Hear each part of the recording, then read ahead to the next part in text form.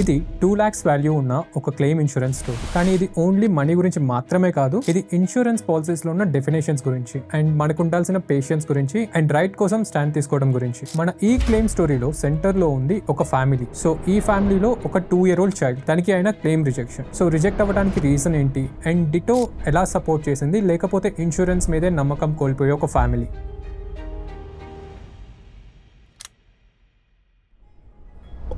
So ముందు అసలు మీకు బ్యాక్గ్రౌండ్ ఏంటో క్లియర్గా సెట్ చేస్తాను. సో ఒక ఫ్యామిలీ 2021 డిసెంబర్లో ఒక పాలసీ అయితే తీసుకుంది. ఈ పాలసీలో క్లయింట్ ఫ్యామిలీ ఫ్లోటర్కి అయితే అప్లై చేశారు. సో దీంట్లో క్లయింట్తో పాటు క్లయింట్ వాళ్ళ స్పౌస్ అండ్ ఒక కిడ్ని కూడా ఇంక్లూడ్ చేసుకున్నారు. అండ్ ఈ పాలసీ తీసుకుంటున్నప్పుడు వాళ్ళు సెలెక్ట్ చేసుకున్న బేస్ సమ్ ఇన్షూర్డ్ అయితే 5 lakhs అండ్ 2 years వాళ్ళు ఎలాంటి క్లెయిమ్స్ అయితే చేయలేదు. సో 2 years తర్వాత వాళ్ళకి నో క్లెయిమ్ బోనస్ కూడా అయితే ఇంక్లూడ్ అయింది. సో ఓవరాల్ గా వాళ్ళకి ఇప్పుడున్న కవరేజ్ అయితే 10 lakhs. బట్ అన్ఫార్చునేట్లీ మే 2024లో ఒక క్లెయిమ్ అయితే రేస్ చేయాల్సి వచ్చింది. ఇది కూడా క్లయింట్ వాళ్ళ చైల్డ్ కోసం. సో బేసికలీ వాళ్ళైతే క్యాష్లెస్ క్లెయిమ్ కి అయితే అప్లై చేశారు. డయాగ్నోసిస్ ఏంటి అంటే కిడ్ కి అయితే థైరోగ్లాసల్ సిస్ట్ అని ఒక మెడికల్ కండిషన్ అయితే డయాగ్నోస్ అయింది. ఇది నెక్ కి ఫ్రంట్ సైడ్ లో డెవలప్ అయ్యే ఒక చిన్న స్వెల్లింగ్ లాంటిది. సో మెడికల్ టర్మ్స్ లో చెప్పాలి అంటే ఇది ఒక బినైన్ కండిషన్, అంటే క్యాన్సరస్ కండిషన్ అయితే కాదు. దానితో పాటు ఇది ఒక కాంజనైటల్ నేచర్ ఉన్న కండిషన్, అంటే మనకి బర్త్ టైమ్ లోనే డయాగ్నోస్ అయ్యే కండిషన్ ఇది. So according to health insurance rules ప్రకారం ఇలాంటి సిస్ లేదా పాలిప్స్ ఏమన్నా ఉంటే 2 years specific illness waiting period తర్వాత అయితే కవర్ అవుతాయి. బట్ ఈ కేసులో ముందుగా చెప్పినట్టు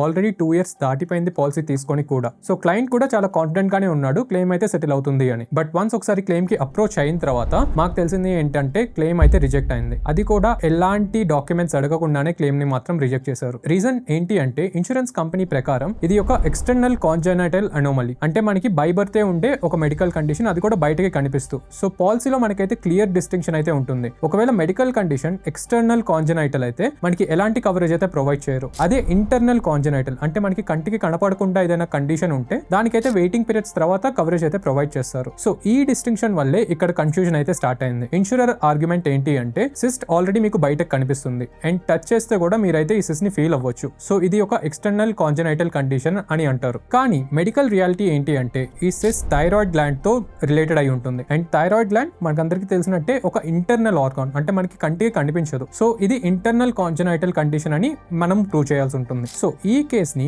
మేము క్లియర్ గా అర్థం చేసుకున్న తర్వాత మాకైతే మెడికల్ కన్ఫర్మేషన్ కోసం క్లియర్ గా డాక్టర్ ని కూడా అడిగాం. ట్రీటింగ్ డాక్టర్ కూడా మనకి క్లియర్ గా రిటర్న్ డిక్లరేషన్ కూడా ఇచ్చారు. సో ఏంటి అంటే మనకి ఈ థైరాయిడ్ ఇష్యూ అనేది ఒక ఇంటర్నల్ ఇష్యూ అని. సో ఈ రిటర్న్ డిక్లరేషన్ తీసుకొని మేము మళ్ళీ అయితే క్లెయిమ్ కి అయితే అప్రోచ్ అయ్యాం. బట్ ఈసారి కూడా ఆ డిక్లరేషన్ తో పాటు వెళ్ళినా కూడా క్లెయిమ్ అయితే మళ్ళీ రిజెక్ట్ అయింది. సో ఆ టైంలో మేము మా క్లయింట్ కి ఇచ్చిన సజెషన్ ఏంటి అంటే ఇన్స్టెడ్ ఆఫ్ క్యాష్లెస్ మనం రీయింబర్స్మెంట్ మెథడ్ లో ట్రై చేద్దామని. సో ఇక్కడ చాలా మంది అయితే హోప్ వదిలేసేవాళ్ళు, బట్ మేమైతే ఇంకా ఫైట్ చేయడానికే రెడీగా ఉన్నాం. బట్ క్లయింట్ పర్స్పెక్టివ్ నుంచి ఆలోచిస్తే ఇది ఆల్రెడీ ఒక ఫ్రస్ట్రేటింగ్ ఎక్స్పీరియన్స్. బట్ తను కూడా ఫార్చునేట్లీ ఇంకొక అటెంప్ట్ చేయడానికి రెడీగా ఉన్నారు. సో మా సైడ్ నుంచి మేమైతే కంప్లీట్ గా పేపర్ వర్క్ ప్రిపేర్ చేసాం. దానితో పాటు ప్రతి డాక్యుమెంట్ క్లారిటీతో అయితే సబ్మిట్ చేసాం మళ్ళీ ఇన్సూరెన్స్ కంపెనీకి. అండ్ అంతేకాకుండా రెగ్యులర్ ఫాలోఅప్స్ అయితే చేసాం. ఆల్మోస్ట్ 20 days వరకు ఈమెయిల్స్ అండ్ రిమైండర్స్ అయితే కాన్స్టెంట్ గా పంపుతూనే ఉన్నాం. సో ఇంత చేసిన తర్వాత ఫైనల్ రిజల్ట్ ఏంటి అంటే అగైన్ సేమ్ డిసిషన్, మళ్ళీ క్లెయిమ్ అయితే రిజెక్ట్ అయింది. సో ఇన్సూరెన్స్ కంపెనీ నుంచి అయితే మనకి మళ్ళీ సేమ్ రీజన్ ప్రొవైడ్ చేశారు, ఇది ఒక ఎక్స్టర్నల్ కాంజనైటల్ కండిషన్ అని. మేమైతే మ్యాటర్ ని ఎస్కలేట్ చేయడానికి రెడీగా ఉన్నాం. ఎందుకంటే ఇప్పటికి మాకు క్లియర్ గా ఐడియా అయితే వచ్చేసింది ఇది ఒక సింపుల్ రీకన్సిడరేషన్ అయితే కాదు. సో అప్పుడు మేము క్లయింట్ దగ్గర పర్మిషన్ తీసుకొని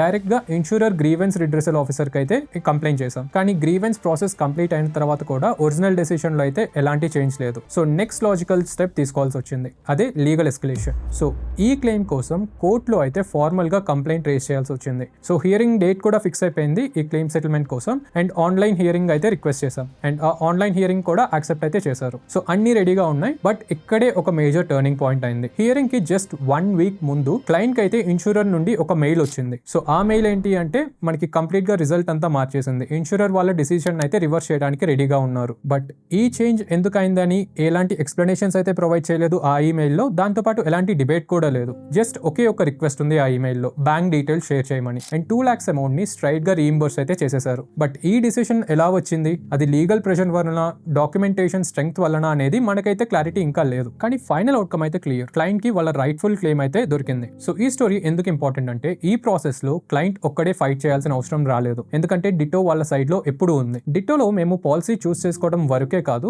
తర్వాత కూడా మీకు ఎలాంటి హెల్ప్ కావాలన్నా మేమైతే మీకు సపోర్ట్ ప్రొవైడ్ చేస్తాం. అది కూడా మీ ఇన్సూరెన్స్ జర్నీ టఫెస్ట్ మూమెంట్స్ లో కూడా మీ పక్కనే నిలబడతాం. సో మీకు క్లెయిమ్ ఫార్మ్స్ నుండి ఎస్కలేషన్స్ వరకు we stay involved in every step. So ditto promise simple. మీరు ఒకవేళ డిటో ద్వారా పాలసీ తీసుకుంటే మీకు అన్బయాస్డ్ అడ్వైస్ అయితే ప్రొవైడ్ చేస్తాం. దాంతో పాటు ఫ్రీ క్లెయిమ్ సెటిల్మెంట్ సపోర్ట్ కూడా ఉంటుంది ఫర్ లైఫ్ టైం. అండ్ ఎలాంటి కమిషన్స్ అయితే చార్జ్ చేయం. అండ్ మీరు మా నుంచే పాలసీ తీసుకోవాలి అని ఎలాంటి ప్రెషర్ కూడా ఉండదు. జస్ట్ ఆనెస్ట్ హెల్ప్ అయితే ప్రొవైడ్ చేస్తాం. సో మీరు కూడా డిటో అడ్వైజర్స్ తో అప్రోచ్ అవ్వాలి అనుకుంటే డిస్క్రిప్షన్ లో ఉన్న లింక్ తో అయితే ఫ్రీ కన్సల్టేషన్ బుక్ చేసుకోవచ్చు. నెక్స్ట్ వీడియోలో మళ్ళీ కలుద్దాం. Until then stay safe, stay insured.